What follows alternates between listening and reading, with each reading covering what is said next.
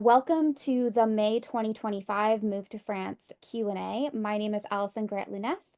I am the owner of the relocation agency Your Transformation, where we help people who want to follow their dream of moving to France, get the right visa, do the right paperwork to make sure they create a successful and sustainable life in France.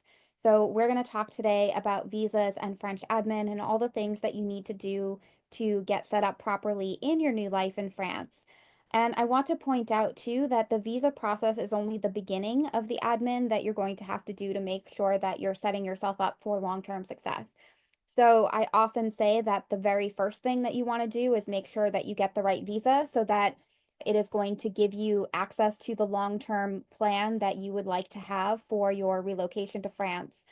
This is my book, Foolproof French Visas. It is available as an ebook. It is available on Amazon as a paperback, and it covers every single visa type that exists that you might possibly want to apply for. And it helps you to identify the visa types that are appropriate for you, why you might want to choose one over the other, and how to put together a successful application, the documents required, the terminology, the process, what you're going to need to do to renew, etc. So if you are brand new to the visa process, I would highly encourage you to start with this book because that's going to give you a lot of the vocabulary and a lot of the tools that you're going to need to understand the visa application process, picking the right visa, and whether or not you decide to do the visa application process yourself or work with us or a company like us to guide you through the whole relocation experience. You will at least have the tools and the vocabulary to understand what's happening and to make sure you have the right long-term plan. Because the last thing you want to do is end up with a temporary visa or something like a visitor visa that we're going to talk about later, which is not necessarily going to give you the same rights and opportunities as other visa types. So if you haven't already learned about the visa process, if you want to understand what visa types are right for you, you're going to want to start with Foolproof French Visas, and I just put the link to that in the chat so you can check out either the ebook or the paperback. Now, before we get started on the questions, I do have a couple of really exciting announcements that I want to share with you. So the first one is about upcoming events. As you may or may not know, the French tax deadline is quickly approaching. Now, if you move to France in 2024 to reside, or if you lived in France for all of 2024 because you moved here in 2023 or before, you are going to be required to file a French tax declaration with your worldwide income. Now, this is true even if you're on a visitor visa, even if you had no French source income, even if you're not going to pay any French tax. You're required to file a complete French tax declaration with your worldwide income. And if you're filing for the first time, your paper tax declaration is going to be due on May 20th. So we are hosting a French tax workshop. This is something I did last year as well. So this is the second year. And basically what I'm going to do is walk you through the filing of a simple tax declaration, whether this is a paper return because you're filing for the first time or an electronic declaration because you are filing online because you already filed. So if you have completed a French tax declaration before and you can file online, you get a little bit of extra time. The deadlines are staggered depending on your department, but you should be filing a French tax declaration. So we're going to have a French tax workshop. Last year's was about 2.5 hours with me on Zoom. What I did was I walked you through filing a simple tax declaration with things like salary and pensions, foreign interest and dividends, capital gains, auto entrepreneur income, rental income. Now, if you have multiple businesses, if you have a bunch of rental properties, if you have a really complicated situation, this is not going to be for you.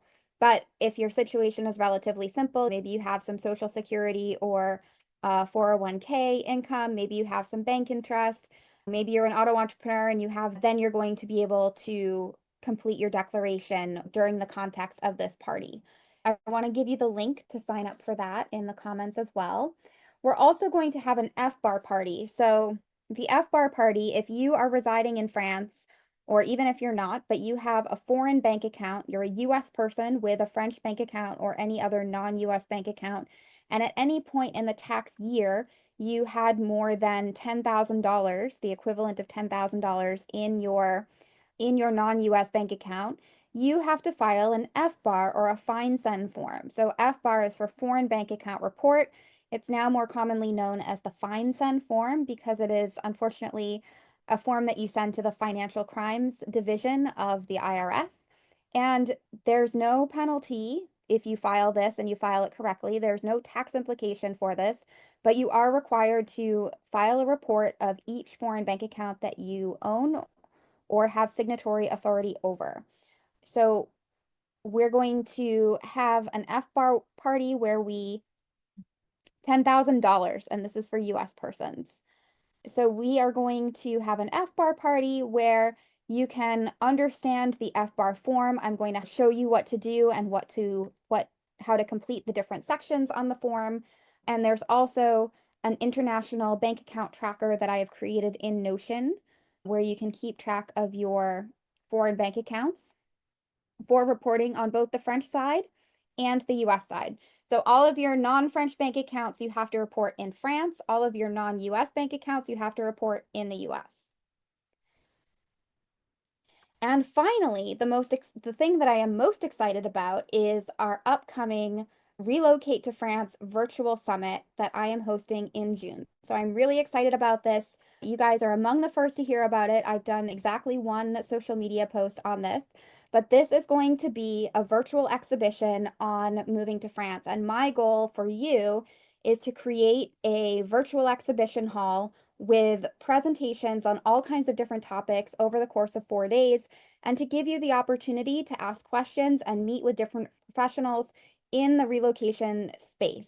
So I have a bunch of webinars and presentations planned with professionals in banking, in taxes, in financial planning, in language learning, in apartment hunting, in property buying, in mortgages for foreigners and currency transfer specialists. And so we have a very exciting lineup of about 15 presentations from Monday, June 16th to Thursday, June 19th, where we are going to cover all kinds of different topics from visas through having a successful first year in France and everything that goes along with that.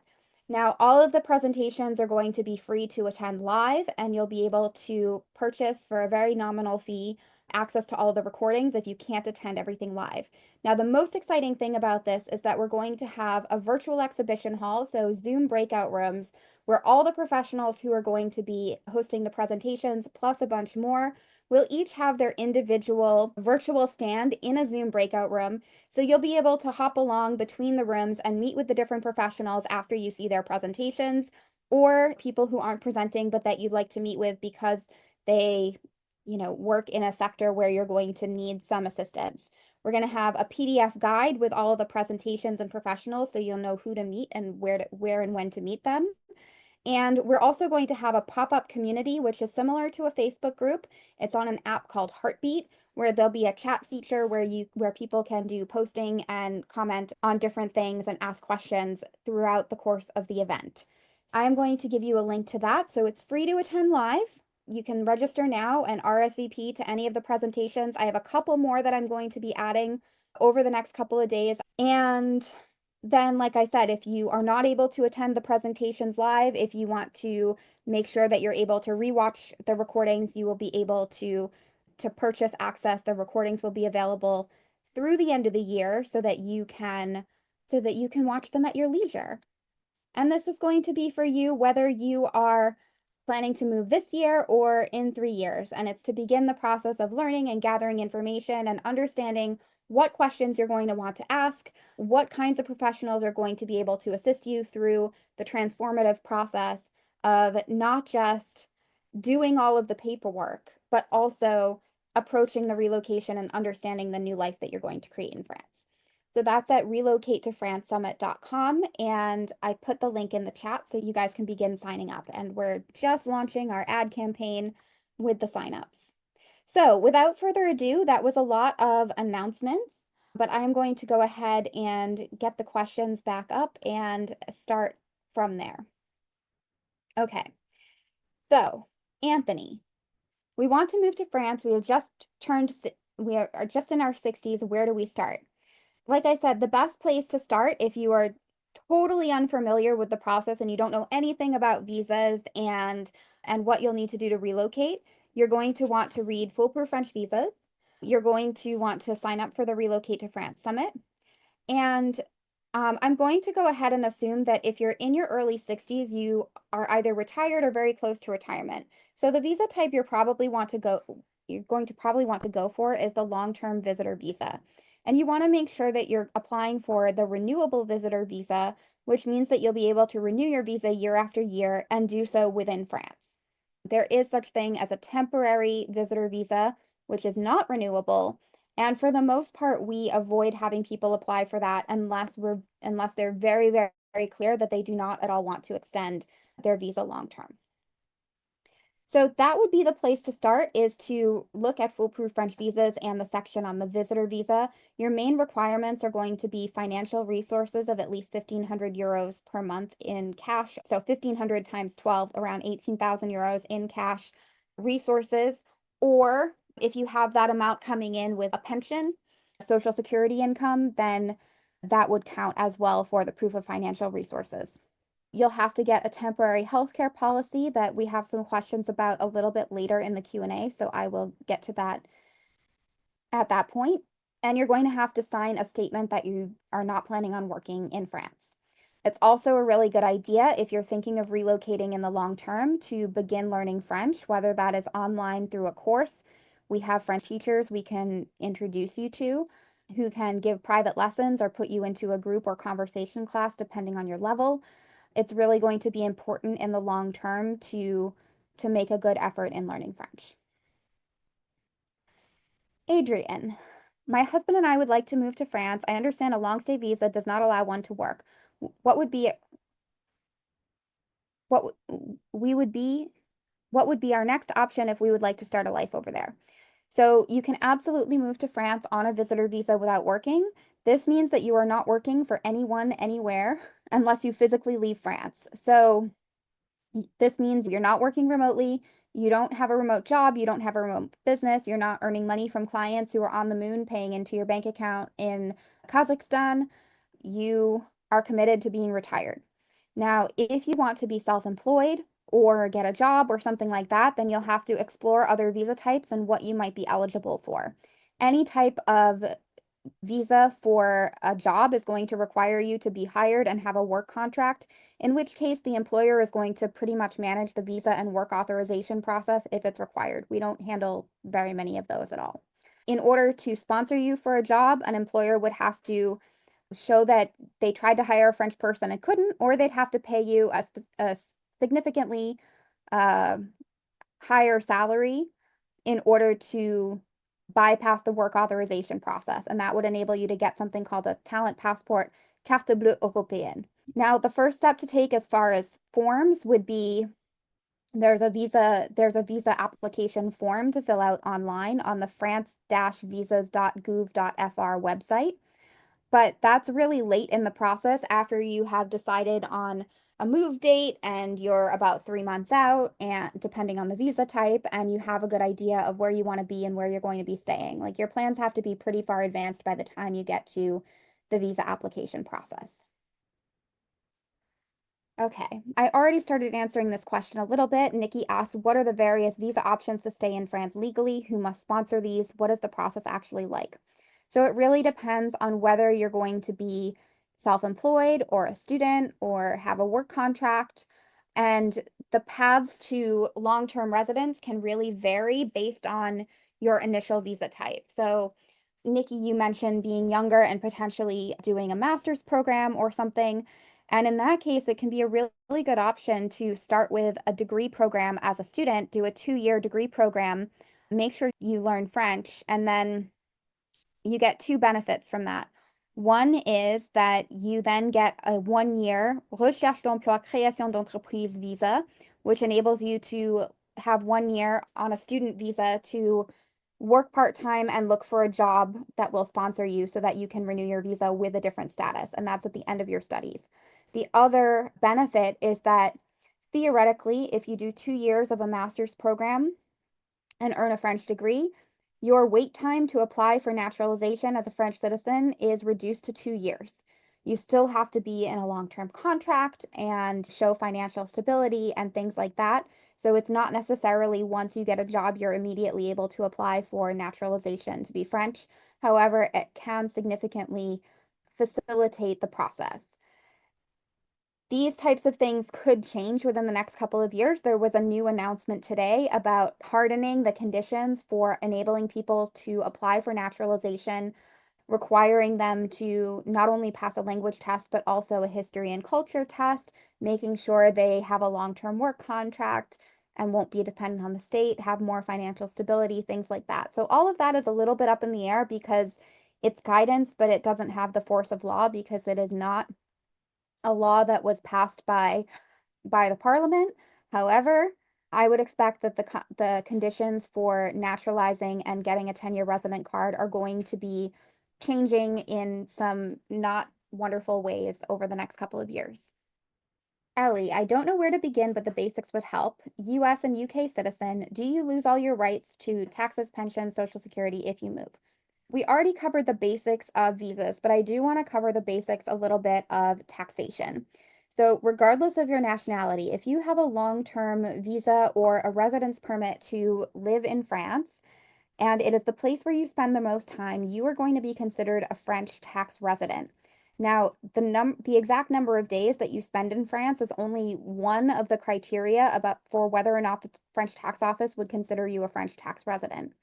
But you should assume that if you have a visa or a carte de séjour that enables you to live in France, it should be the place where you are spending most of your time, like the majority of your year. You are allowed to go on vacation and travel, but they want to see that you are integrating into France and that it is becoming the center of your interests. Now, you do not lose the right to any pension or social security that you have acquired or accumulated outside of France.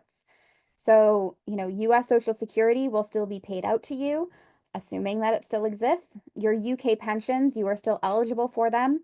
However, I want to give you a really important caveat. You definitely want to consult with a financial advisor or a financial planner before you move, especially if you are a UK citizen. So, for US citizens, it's important to know that the tax treaty heavily favors keeping your investments in the US, and you don't, as a general rule, want to move much or all of your money to France. You need to move enough so that, you're able to cover your living expenses and have funds in a French bank account. One of the things that the consulate or the prefecture looks for at renewal is, do you have sufficient funds in France? Do you have a euro account at a French bank where you are using that money for your living expenses?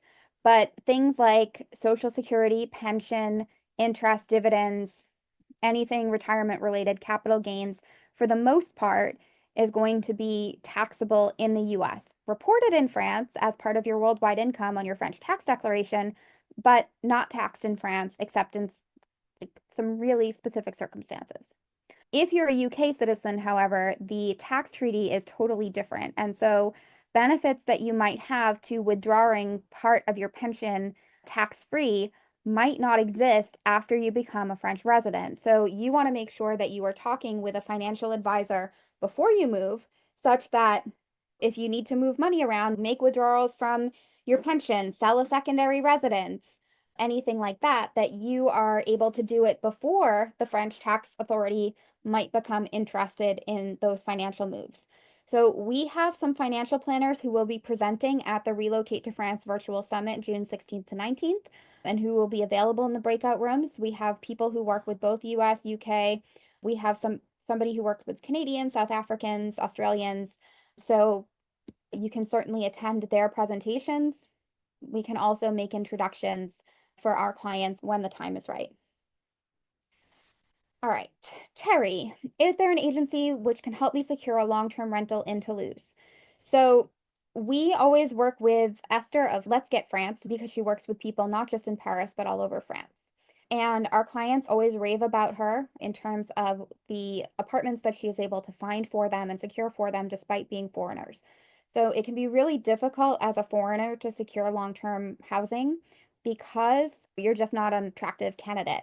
compared to somebody who has 3 years of French tax declarations and 3 months of pay slips and a CDI and and French guarantors who earn God knows how much.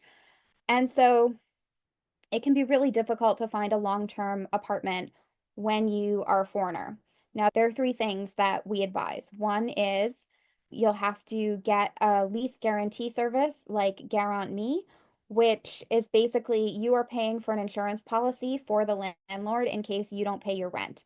And normally it works out to be about 4 to 4.5% of the annual rent. And you'll have to keep that for the length of your lease, basically, or until the landlord feels confident that you can cancel it. That will really go a long way in helping landlords to feel confident in renting to you because otherwise they would get this insurance from a regular rental agency, but another rental agency is not going to insure you as a foreigner without all of those documents I just mentioned, French taxes, pay slips, etc. The other thing is working with somebody like Esther who can advocate for you, who knows how to, sweet talk landlords into basically agreeing to rent with you. Now, she works with people all over France. She works remotely, so she doesn't do things like visits for you, but she is a really good advocate and she's found really nice places for people in a bunch of different cities. The other thing that I wanted to mention about finding a long-term lease, because this is also part of the relocation basics, but basically when you apply for your visa, you're going to have to put an address where you're going to be staying on the visa application. Now, this does not have to be an address that you own. It doesn't have to be property that you own. It does not have to be a place you have a long-term lease for. It typically what we advise is a short-term rental for 4 to 6 weeks and that you use that time to secure a long-term lease where you can get mail and where you can have bills in your name. So the main concern with being able to have an address where you can get mail and have bills in your name is that you're going to need proof of residence, proof of address for pretty much every admin procedure that you're going to have to do. And not limited to validating your visa and registering for the French healthcare system, which if you're a visitor, you can do after 3 months in France. If you're self-employed and you're registering a business or a self-employment activity, you're definitely going to get mail from them. And so you want to be able to register your activity as soon as possible, which means having an address before you can register. I always stress the importance of getting a long-term residential lease where you can put things like the electricity bill and the internet and whatever into your name so that you have these bills which serve as proof of address. You can receive mail from the French healthcare system or your self-employment activity or whatever. Now, for validating the visa, technically we can validate it with a temporary address. However, you are supposed to be declaring any change of address on the website, which is ANEF, the Administration Numérique des Étrangers en France. Now, once you submit a change of address, the administration has to confirm it. And because the prefectures are understaffed, because renewals are taking a long time, because they don't have the people working on these cases, it can take them several weeks, if not months, to confirm address changes. And so what happens is if you're approaching the time where you're going to have to renew your visa and you changed your address 2 months ago and it hasn't been confirmed yet, you are stuck and you cannot start the process of renewal until that goes through. It can be a real nightmare if you have to change your address during the year, which is why we advise rushing to find the address as quickly as you can and then validating your visa after that so you don't have to go change your address and everything. Okay. Is there a storage facility in Toulouse to which I can ship my belongings before I have a permanent address? Yeah, so there are storage facilities all over, and it's a really good idea to make sure that you are shipping with your belongings within the first year. Now, what you're going to have to do is first you apply for your visa, and then you're going to request a change of residence certificate from the French consulate. Now, you can go to a visa appointment at any one of the 10 visa centers run by the private company, which is now TLS. And that it doesn't matter. Like if you live in Colorado, but you have family in Miami, go to Miami. It doesn't matter. But for the change of residence certificate, you need to get it from the consulate based on your residence. So I believe that would be San Francisco for Colorado. You don't have to physically go there, but you do have to submit a request for the certificate, and there's a small fee of like $20. And that is going to be one of the documents provided to the shipping company to import your belongings. Now, my recommendation would be coordinate the belongings to arrive slightly after you do so that you're there to retrieve them. And then you can go and secure a rental facility not too long after that near where you're going to be living. But because you have 1 year to import your belongings without paying duties, you want to make sure that you do that relatively quickly. And don't import your car, guys.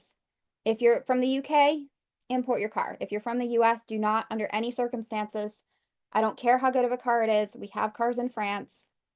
Don't import your car. Also, Cybertrucks are not road legal in France or in the EU. All right, Clive, the website to start the application process is down every time I try to start the application, and I cannot make an appointment for the visa in Atlanta until I have the application completed. Okay, so Clive, I went to that website that you linked and I had no problem getting to it. So I'm not sure what the issue is, but you want to go to france-visas.gouv.fr and click on the button to start the visa application forms. You don't need to finalize and submit the forms before you make the appointment in Atlanta.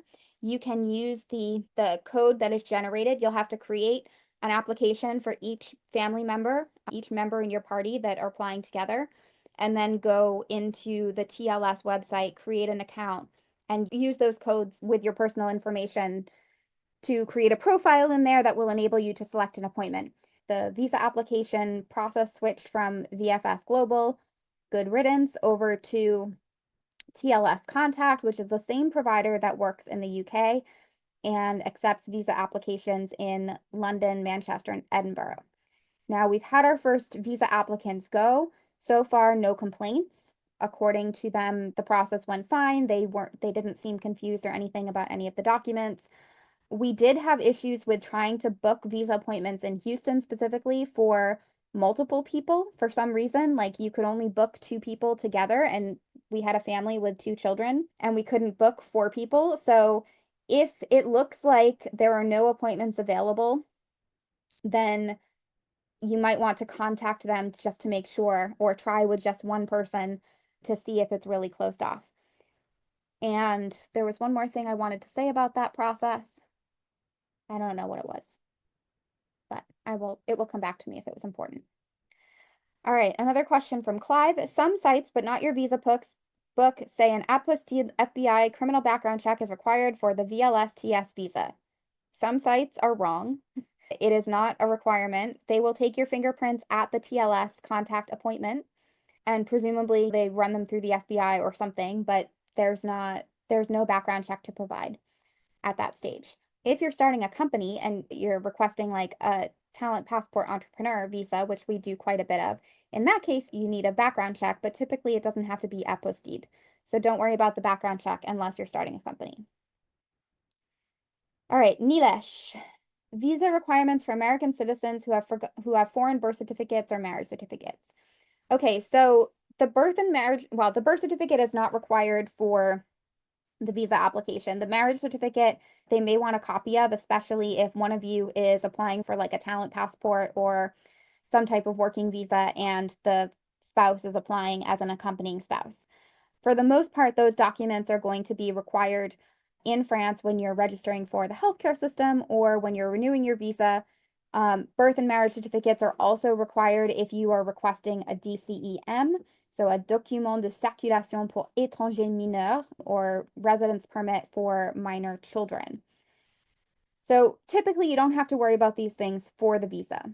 Now, when you arrive in France, it kind of depends a little bit on what country they're from. So if it's from another EU country, then it's really easy to request a document from that country that has French on it. The issuing country or the issuing town can issue a multilingual birth certificate with the original EU language plus French. Now, if it's for another country, things get a little bit more complicated because there are certain countries that France trusts in terms of documents and is not going to systematically require an apostille. And there are some countries which, are potentially less reliable. And I don't have a full understanding of what those countries are. But if you have a birth certificate not in an EU language, then you're going to have to get a certified translation. You may or may not require an apostille depending on what country it's from. You do want to make sure, especially for the French healthcare system, that if you have ever changed your name, if the spelling is different. We had one client who was born in the former Soviet Union and her name was translated from Cyrillic to the Latin alphabet in slightly different ways on different documents. You want to make sure that to the extent possible that that is corrected or that we have some type of notarized explanation of what that is for the healthcare system because they can take a really long time to accept you into the French healthcare system if they think that you're providing documents for two different people. So for example, we had one client a couple years ago whose name was William, and on his birth certificate it was written Willem, like the German way with EM instead of IAM. And that was a total freaking nightmare. And he ended up having to get his birth certificate amended or corrected to get his carte vitale. So that just shows you the extent to which name changes and complicated things, we need to have a really good paper trail for any changes from your birth name to your current passport. What steps need to be done after landing in France? Okay, so we already talked about this a little bit, whereas the most important thing is going to be finding long-term housing. Now, a lot of people ask about the chicken and egg problem about opening a bank account versus finding an apartment. But the truth is that now, because there are so many easy currency solutions where you can have a currencies direct account, you can make transfers directly to a landlord or a rental agency quickly. It doesn't require going into your bank and waiting 10 days for a wire transfer or anything like that. You don't have to worry about the bank account. In fact, you can't do anything about the bank account until you have the long-term address and your visa.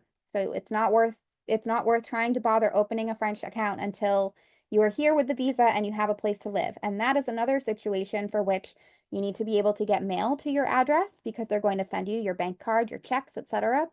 Yes, we still use checks in France.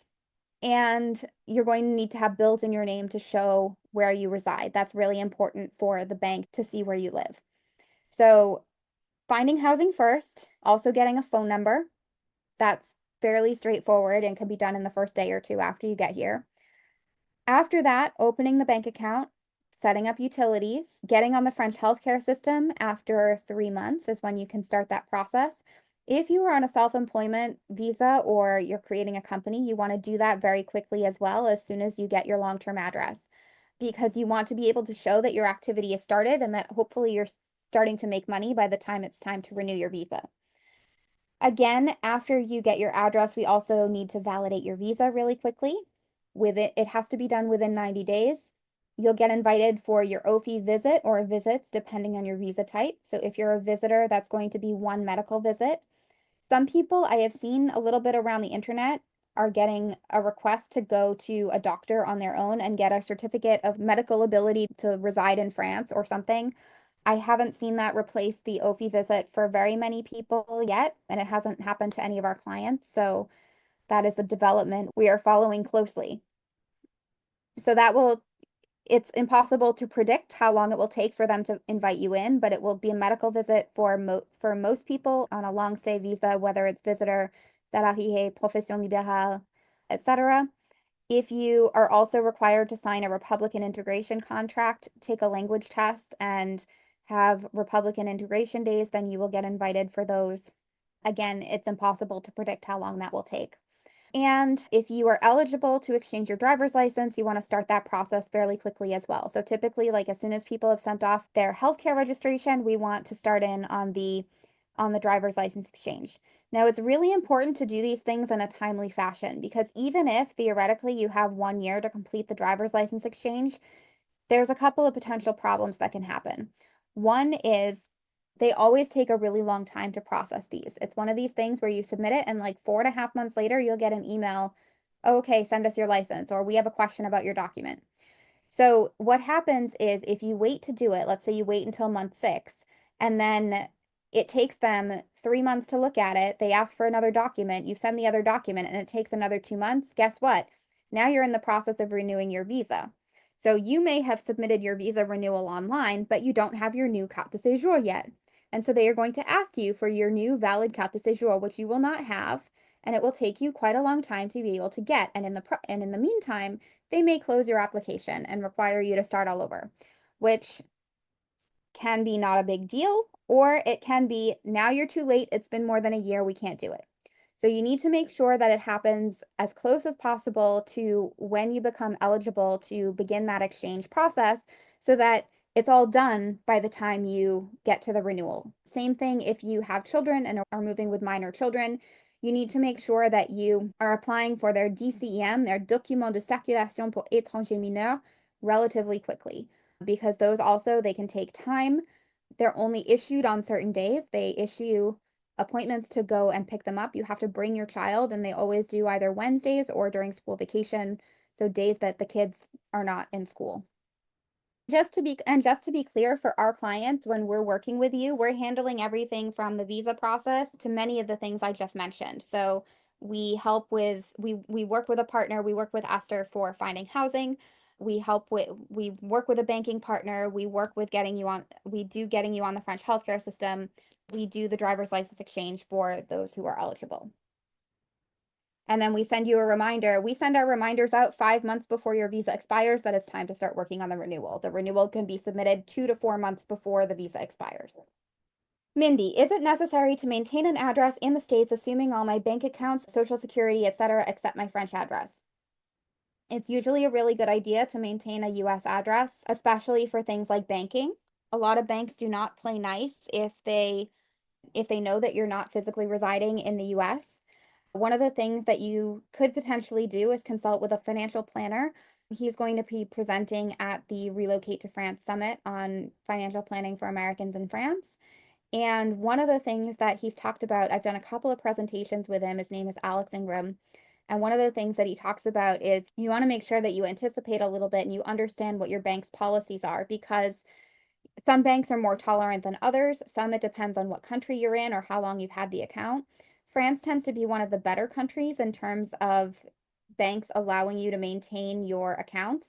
But if they are reticent to having US citizens in France with accounts, you want to be aware of that because you don't want to be in a situation where you suddenly have like 2 weeks to move your money or withdraw it from your 401k before it gets taxed with penalties because you're not of the age to withdraw it. So you want to make sure that you're aware of what your bank will do and not necessarily volunteer information that you don't have to volunteer. Once we get to France, will we need anything to verify that we lived in the States? If so, what would be the best documentation for this purpose? You should keep copies of various records. You should keep some old utility bills and if you owned property, copies of the deeds and things like that. What did we need something for recently? One of the things that we commonly have to show, this is more for people who are applying with work visas, is we often have to show evidence of previous self-employment or business activity. So that can be like business licenses, Schedule Cs, W-2s, whatever. One of our clients got asked for some kind of utility bill, and I forget what the context was, but it was a utility bill from like living in Georgia. When you request the change of address certificate for importing your belongings duty-free, one of the requirements is to provide documents demonstrating that you were residing in the US for 12 consecutive months prior to your move. They might not care about that as much if you're not an EU citizen and they know that they just issued the visa, so they know you weren't residing in they know you weren't residing in France or the EU, but they could ask for it. So not a bad idea to have those. I do not at all remember what somebody got asked for like a utility bill or something for a previous residence, and I don't remember what the context was. So if I think of it, I will come back to that. But yeah, France typically isn't going to ask you for proof of your previous addresses and things like that, but it's not a good idea to just totally destroy all of your previous documents. You should continue to maintain personal records. I mean, I have everything. I didn't live in the US for very long or really at all as a real adult.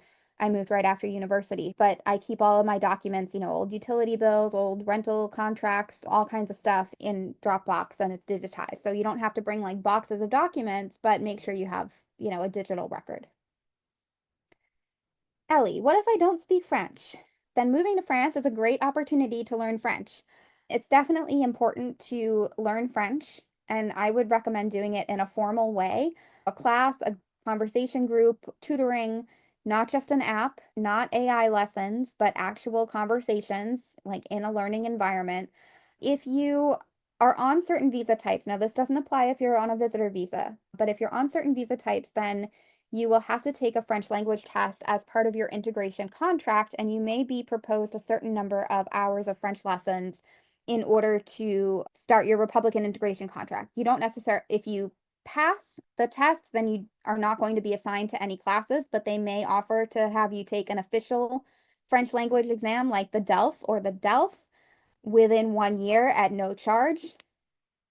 And it's going to be important to have a record of how well you can speak or, how well you know French because it's going to be required for multi-year card renewals, 10-year card, 10-year card requests, and eventually naturalization.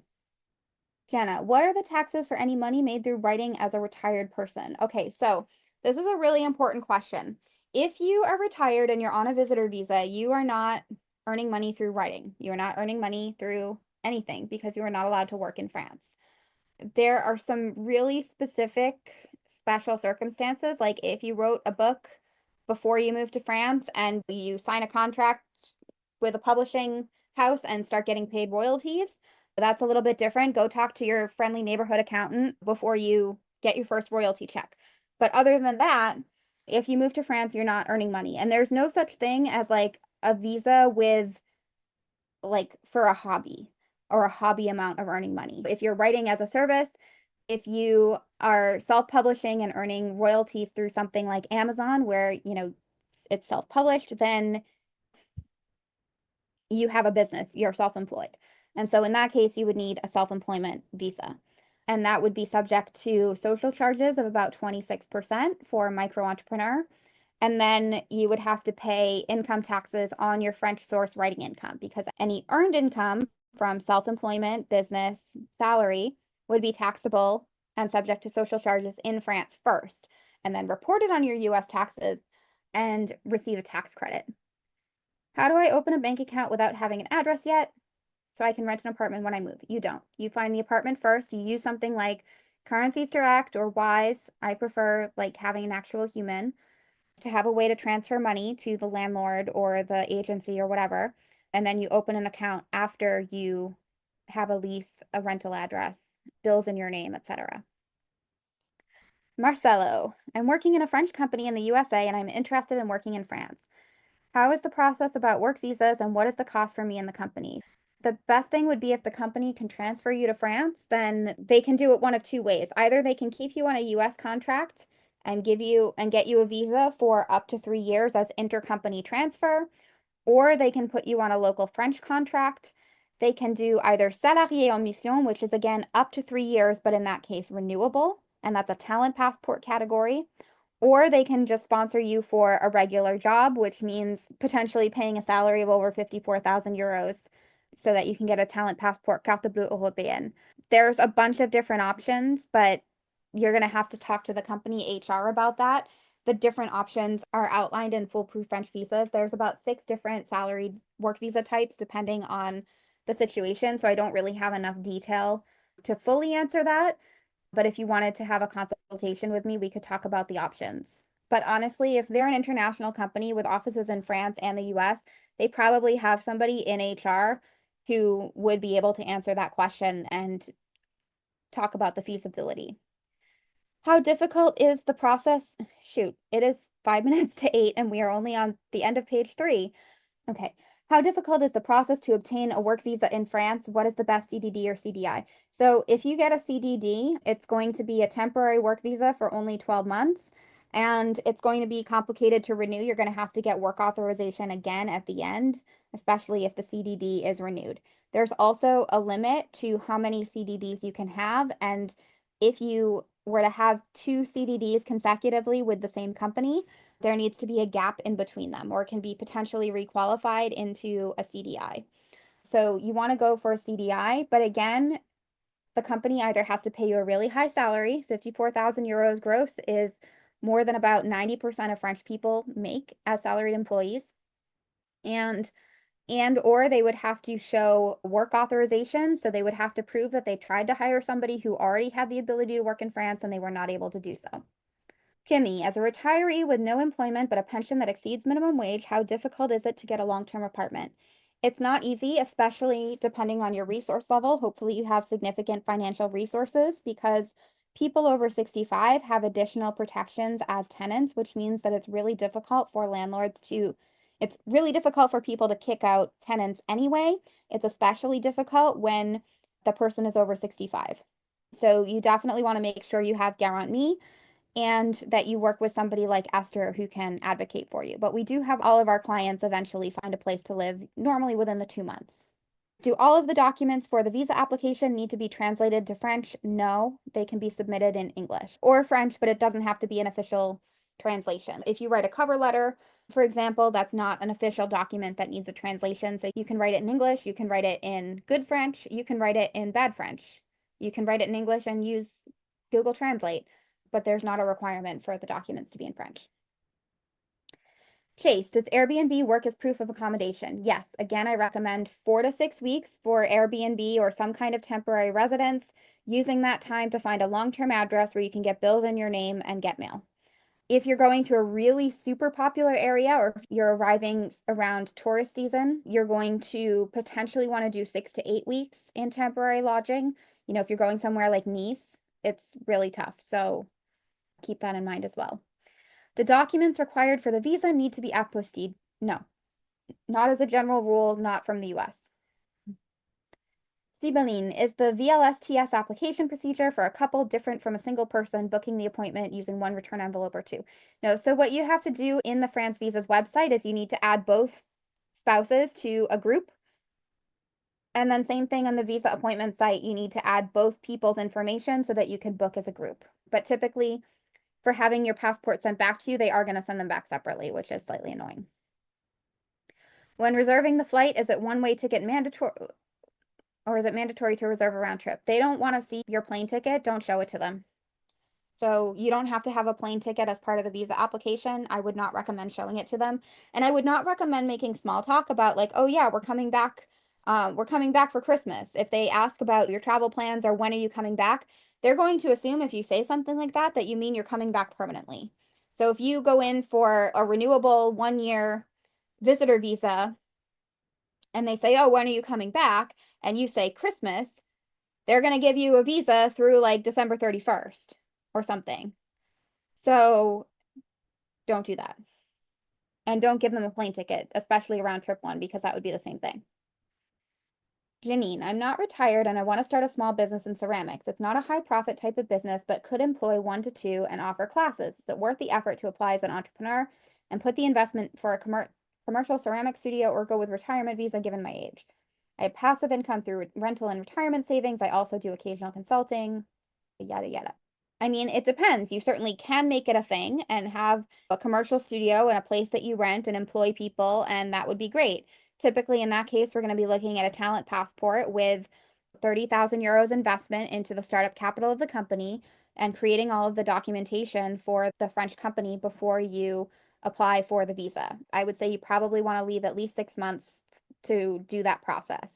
You could also very well go with profession libérale, which would enable you to be a micro entrepreneur as an artisan. You wouldn't be able to deduct expenses, but you could teach, you know, if, and this would be if your primary source of income was like teaching workshops and stuff like that. But that would be like, you wouldn't be able to hire people really on that because, you know, you wouldn't be able to deduct their salary or pay to them as contractors as expenses. So it would really depend on the extent that you wanted to grow something big, your capacity for investing in that type of business. There's a couple different options there that would each be viable. There's also potentially the artist visa, which would also be a talent passport, but that would require most of the income to come from you selling your artistic work and not from workshops. So workshops could be an accessory activity versus if you're profession libérale and signed up as an artisan, it would be the workshops that are your primary activity. So it depends a little bit on the income breakdown, the expense level, etc. So that would be something I'd want to talk to you about in a consultation or in a little bit more detail before advising you. Christine, since I'm not 100% sure if I will stay in Nîmes, have an Airbnb for 3 months, what should be, and am a dual citizen, what should be my first steps to get set up? Well, you don't have a visa to validate as a citizen. So your main thing is going to be, do you need to exchange your driver's license and under what circumstances and what's your timeline? And what do you need to do to get back onto the French healthcare system if you were ever on it? If you weren't already on it, then it's going to take a little bit longer. But you still need to find long-term housing where you can get mail, but you don't necessarily have that 3-month deadline. All right, so there's a couple of questions about the insurance policy. What is a reasonably priced health insurance I can purchase?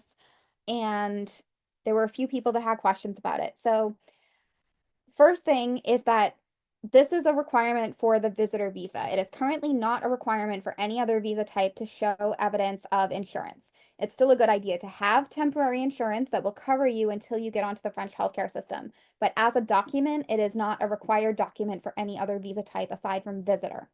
The insurance policy needs to do a couple of things. It needs to be for at least 30,000 euros of coverage for the entire year, valid in the whole Schengen space, zero deductible, and include repatriation. So those are the criteria that they're going to be looking at. Your US insurance, your current insurance is not going to qualify. So there are specific types of insurance policies. Now, for our clients, we always recommend at least 2 and get 2 quotes, sometimes 3 if we can get them, so that you have something to choose from. Now, there's another question in here that I saw a little bit down the page. More expensive does not mean better. It does not mean it's going to cover more things. I will tell you a secret, a dirty secret about insurance brokers add in their own commissions. Now, most of them are quite reasonable. However, we do know that there are some insurance brokers that are selling the same exact policy for wildly different prices. So if you get something that is quite expensive, do not assume that means it is best.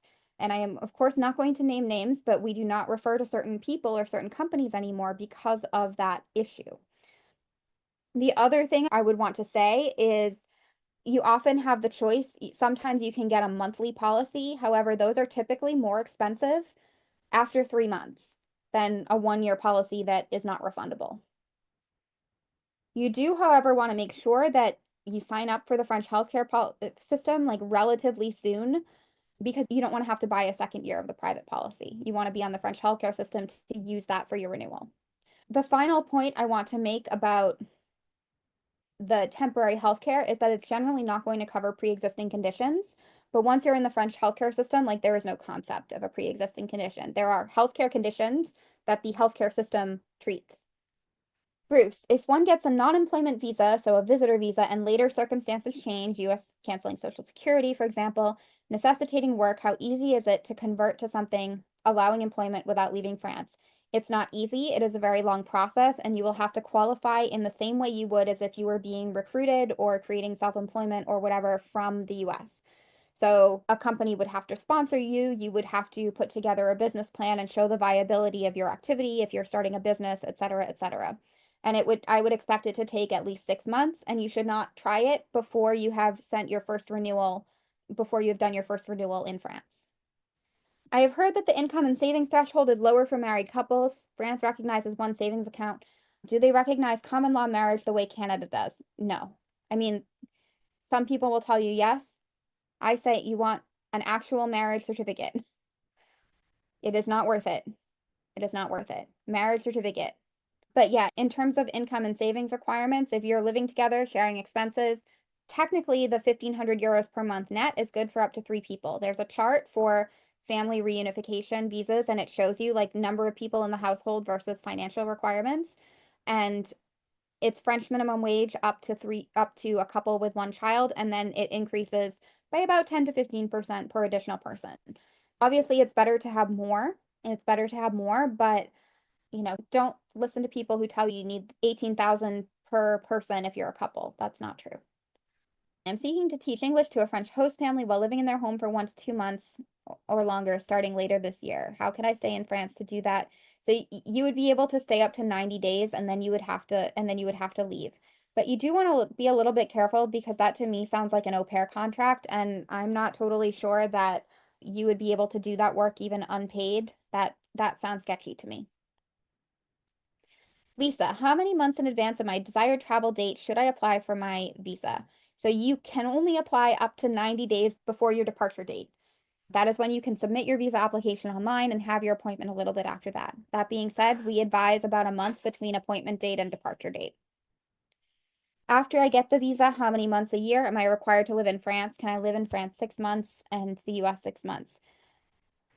That's going to be really difficult. You are not technically entitled to be on the French healthcare system if you're in France that little. There's the expectation, there's no hard minimum number of days, but the expectation is that France is where you spend the majority of your time. There's definitely the possibility that you would get kicked off the French healthcare system during that period. And also, if you're not maintaining a residence in France, then you're going to have difficulty renewing your visa. Jacqueline, if we're living in France and enrolled in the French healthcare system, are we still subject to pay for Medicare Part B? If we return to the US, are we subject to pay a penalty to re-enroll? Yes. So you are not required to be in Medicare. If you do cancel your Medicare Part B, then be aware that if you go back to the US and you want to re-enroll in Part B, you'll pay a 10% penalty for the rest of your life. So you'll really have to think about the math there and how likely you are to go back before you cancel. Julie, I'm a US citizen currently living and working in Spain. What would you recommend to be the best way to find a job and acquire a work visa for France? It is not easy to find a job that will sponsor you, and living in Spain, unfortunately, does not give you any advantages until you become a Spanish citizen. So I would say that you potentially want to become a Spanish citizen and then come to live in France when you're already in the EU, and then it will be much more straightforward. If you have a long-term resident card, like a 10-year resident card, you can show up in France and apply for a carte de séjour on site without a visa. However, you will still have to qualify for one of the work visa types in here. So again, work authorization if the job needs to sponsor you and prove they tried to hire a French person but couldn't, or a really high salary of over 54,000 euros a year for a talent passport. You can, if you're a Spanish resident, you can apply for your French visa in Madrid. You do not have to go to the US.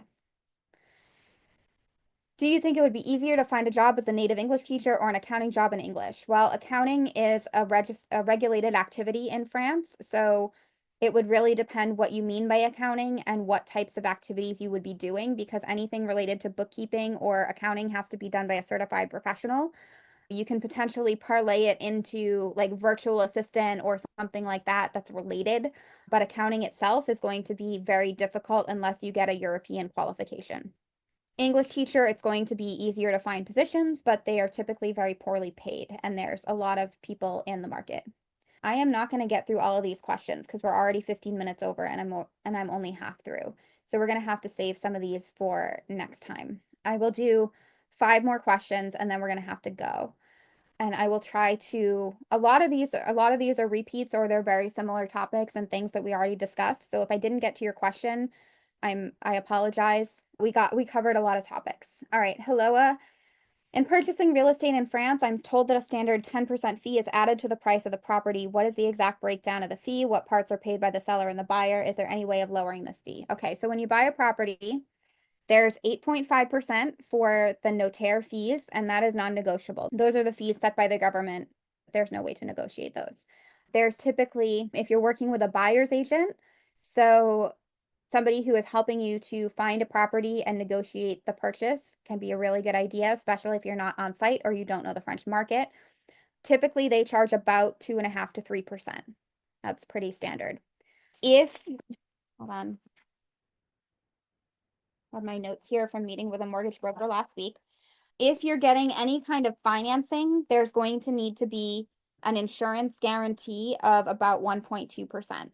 And there would be an application fee for a mortgage of about 0.5%. So those are the fees. They can range from 8.5-ish% to 12 or 13% if you're using additional professionals. Now, note that you can have your own notaire, but in that case, they split the fee. And there's also the seller's agent fees, which are kind of negotiated between the buyer and the seller for who pays them. All right. Terry, I was told that IRA assets are not accepted as proof of funds. I've already converted US dollars to 20,000 euros cash for my first year.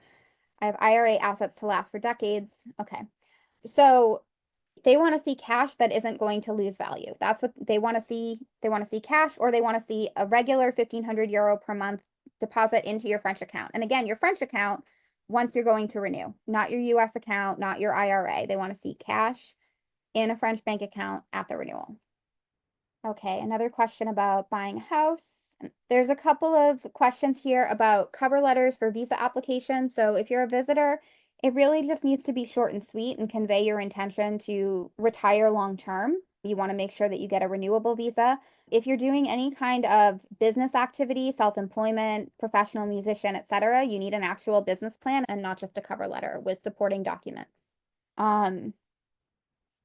You're not allowed to be a W-2 employee of a US company or of any company really while you're working in France on a different visa type. There were a couple of questions about packing personal belongings or very personal belongings and medication and things like that. I'm not really the expert on that other than having taken many international trips. Your best bet for how to pack your suitcase is to consult with TSA guidelines or airport security guidelines. If you're bringing prescriptions, you want to bring those in your hand luggage. We recommend trying to get a 90-day supply and bringing those with the actual prescription document so that you have enough to last while you get set up.